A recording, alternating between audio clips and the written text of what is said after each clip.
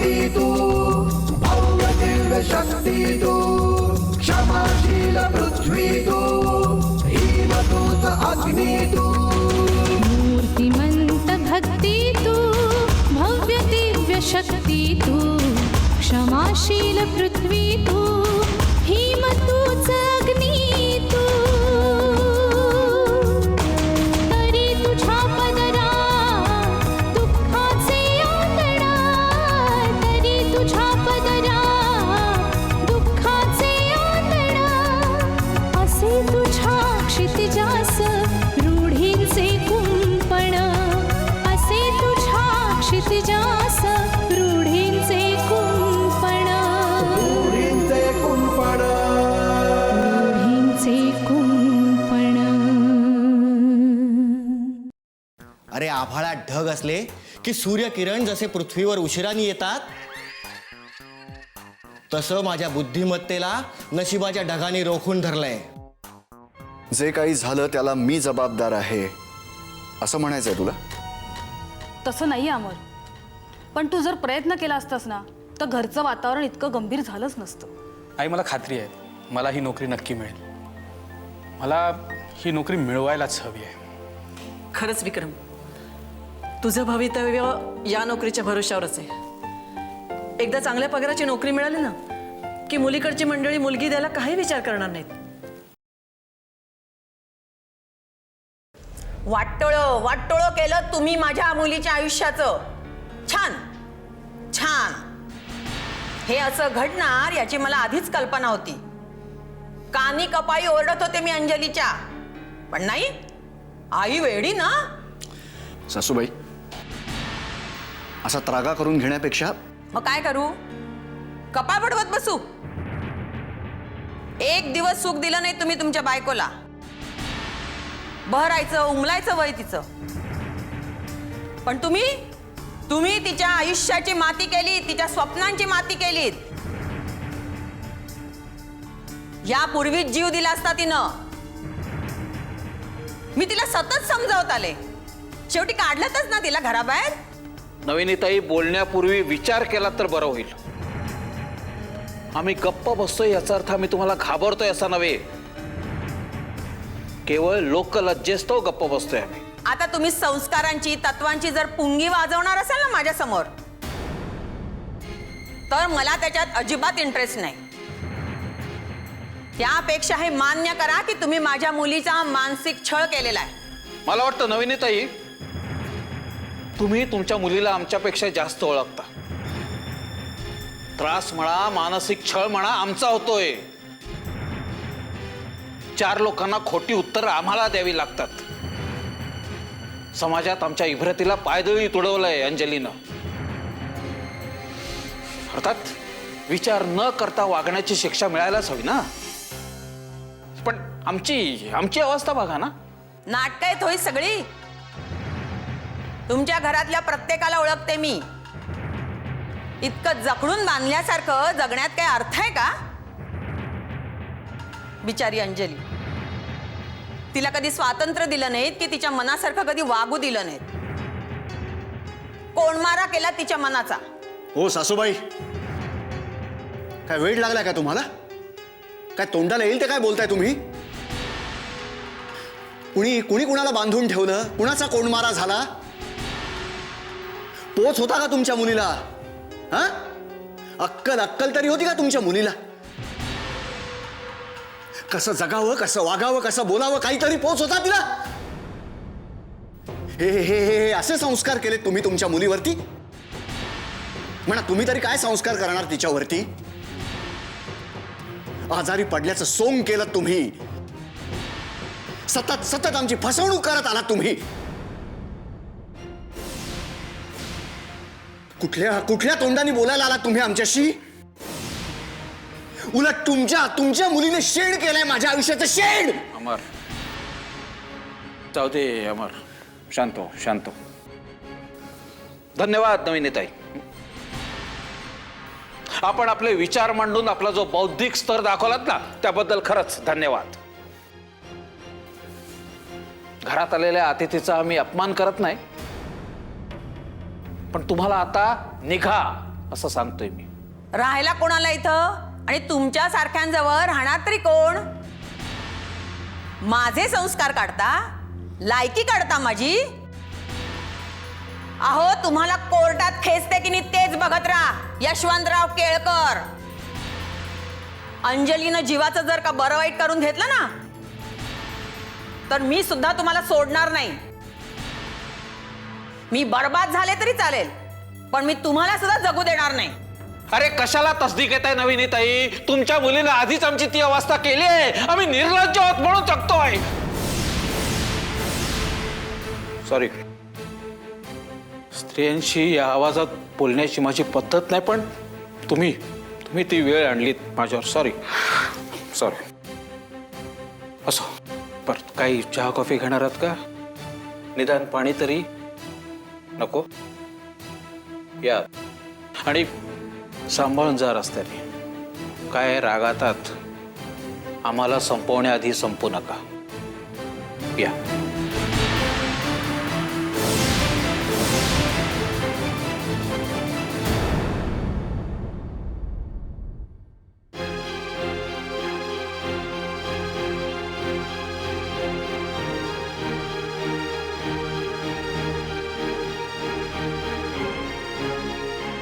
खाण तशी माती.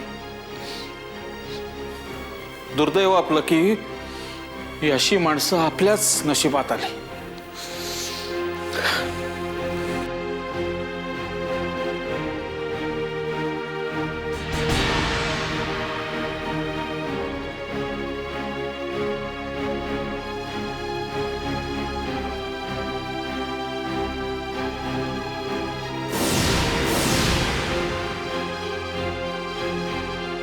रूढींचे कुंपण.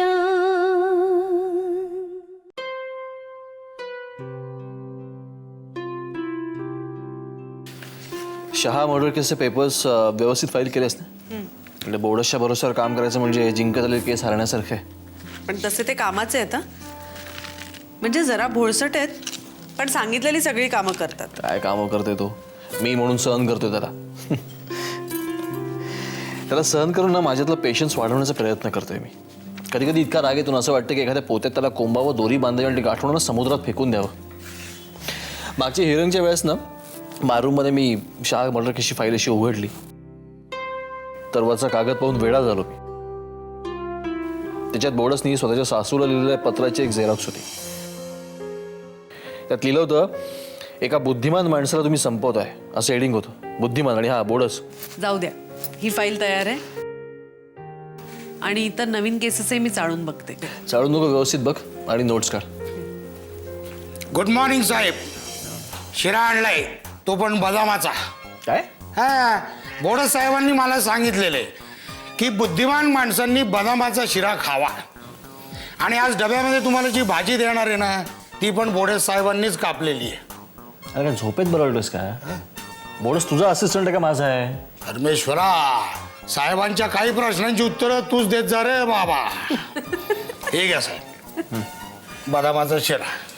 आणि आज दुपारी मी काय नाहीये, मी जाणार आहे डॉक्टरकडे. 4-5 इंजेक्शन खुपसून घेणार आहे. इंजेक्शन? हो. अहो सकाळपासून बोर्डस मला इतकेच चावले. अहो मी पिसाळ्याच्या आधी 4-5 इंजेक्शन ठोकून घेतो की. बरोबर आहे की नाही? चल मी येतो. बघितलंस ना, म्हणजे बोर्डस सकाळी आल्यापासून काम करायचं सोडून तर दिग्याला किचनमध्ये मदत करतोय. काय करावं माणसाचं ना तेच कळेन असं झालंय मला. दिग्या काका मात्र सॉलिड आहेत. त्यांना जे काही सांगायचं असतं ते असं काही सांगतात की त्याचा परिणाम होणारच. असो, बोर्डस प्रकरण राहू देत, मी समजावीन त्यांना. बरं मी काय म्हणत होते, मी आज आईंकडे जाते. अमरदादा पण. मैत्री, कालच खूप डिस्टर्ब वाटले मला. भीती वाटतेय. हे बघ मैत्री, प्लीज नाही म्हणू नका. हे बघा, आपल्या आधाराची गरज आहे त्यांना. मला नाही तसं वाटत. म्हणजे त्या सगळ्यांना आपल्या आधाराची गरज असली ना तरी ते सगळे एकमेकांना खूप आधार आहेत.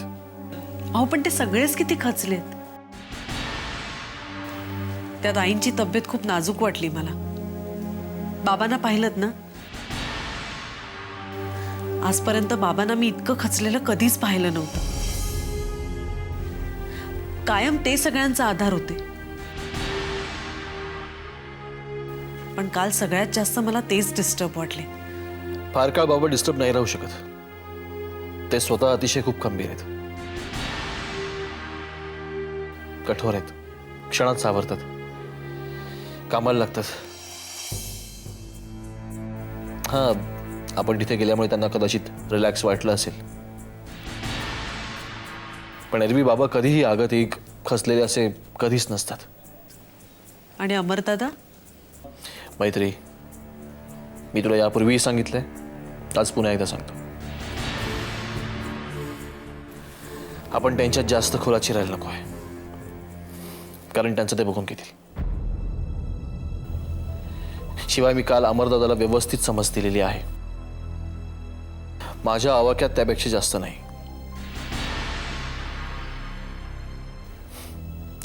तो माझा अधिकार आहे. नाही, मी दादा म्हणतो अमरला. त्यामुळे यापेक्षा अधिक काही स्पष्ट त्याला सांगावं किंवा माझी मतं त्याच्यावर लादावी असं मला वाटत नाही, आणि ते मी कधीही करणार नाही.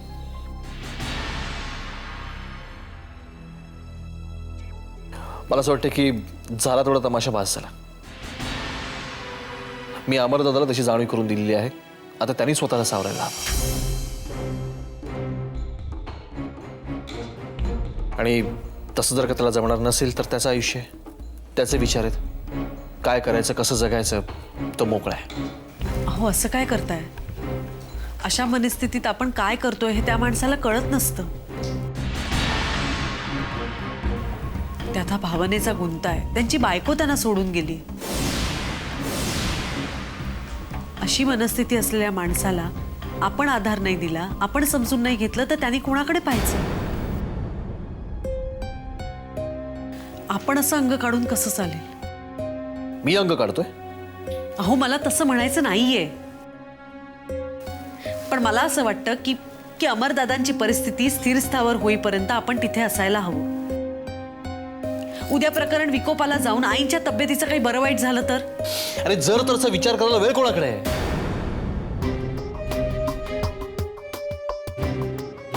जर अमर वेडा झाला तर, जर अंजनी वेणीने आत्महत्या केली असेल तर,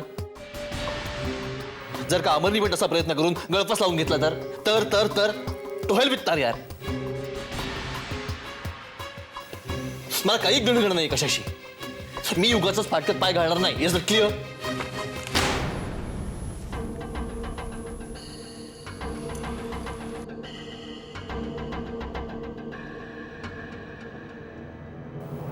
ओढस, वातावरण तापलेलं आहे.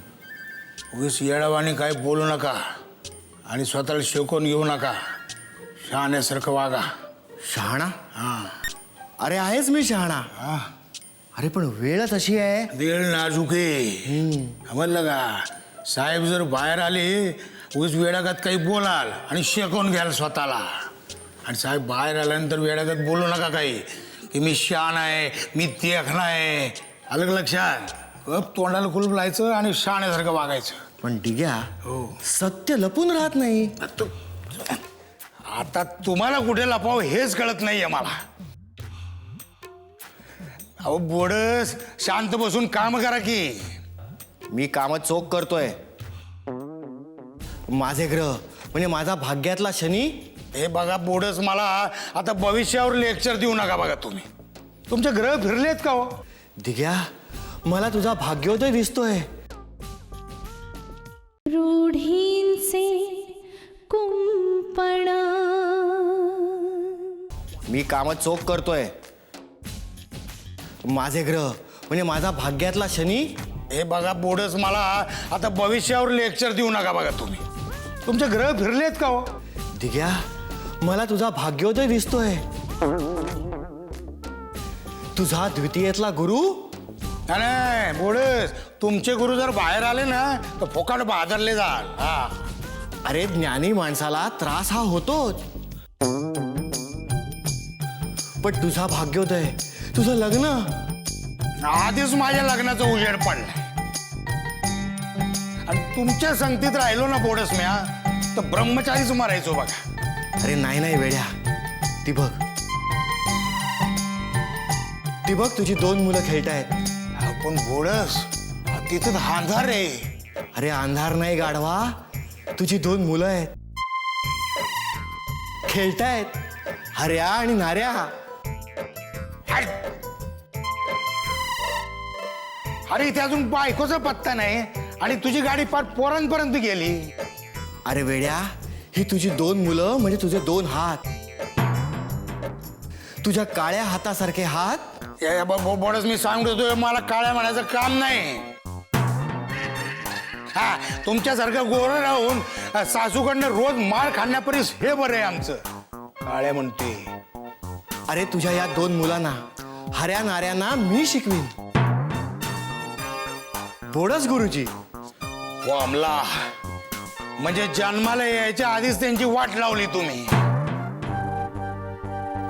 आता तुम्ही शिकवणार माझ्या पोरांना, म्हणजे तुमच्यासारखी कच्ची मडकीच राहायची ती. अरे जा रे, तुझ्या 2 मुलांना कसा तयार करतो बघ. अरे वा वा वा वा वा. कोण, रुक्मिणी वहिनी? कोण, तुझी बायको का? हट, माझ्या बायकोला मी वहिनी म्हणीन का रे वेड्या माणसा? अरे मग कोणाची वहिनी? अरे माझी वहिनी, तुझी बायको रुक्मिणी. अरे बाबा, अरे अजून मला ती दिसली नाही आणि तुला फार नावासकट दिसली ती. अरे त्रिकालदर्शी आहे मी, महाज्ञानी, सर्वज्ञ. अरे अजून जगाने ओळखलं नाही मला.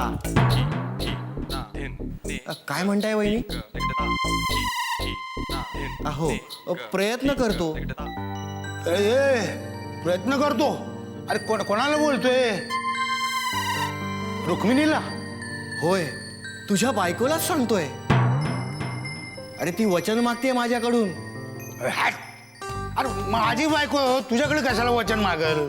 तुझा उद्धार करायचा आहे, तुला वर न्यायचंय. गोड, तुम्ही तर आम्हाला पार वर पोचवणार. नाही वत्सा, मी तुला घडवणार. म्हणजे काय, मी का मातीचं मडकं आहे होय?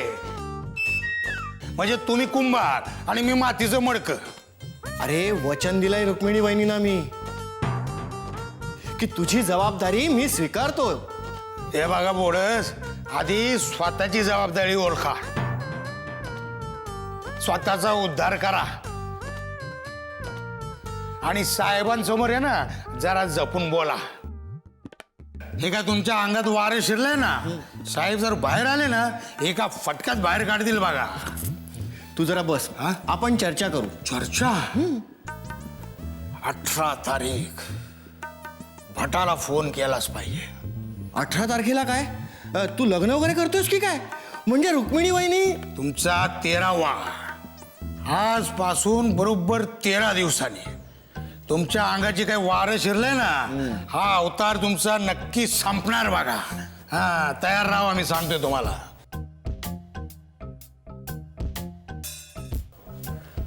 मला कळतंय दिग्या, मी असंबंध आणि वायफळ बोलतोय, पण तसं करून 4 घटका सुखात जगलो नाही तर खराच वेडा होईन रे मी. घरच्या कटकटी, सासूचा त्रास सगळं विसरण्यासाठी मग मी असले उद्योग करून बसतो.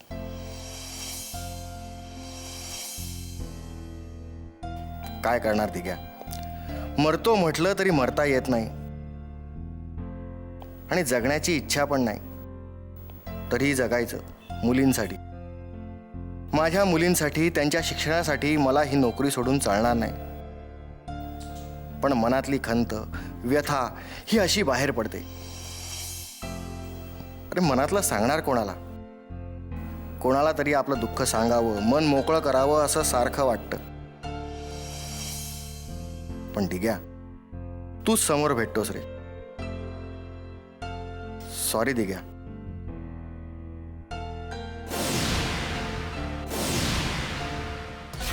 हे बघ, जे काही समजवायचं होतं ना, जे काही सांगायचं होतं ते काम मी काल केलेलं आहे. आता आपण आपली कामं सोडून तिथे जाऊन सांत्वन करून मोठेपणा घ्यायची गरज मला अजिबात वाटत नाहीये. मोठेपणा दाखवण्यासाठी किंवा आम्हाला तुमची खूप काळजी वाटतेय हे दाखवण्यासाठी मी तिथे जाते असं माझ्या मनात देखील कधी आलं नाही.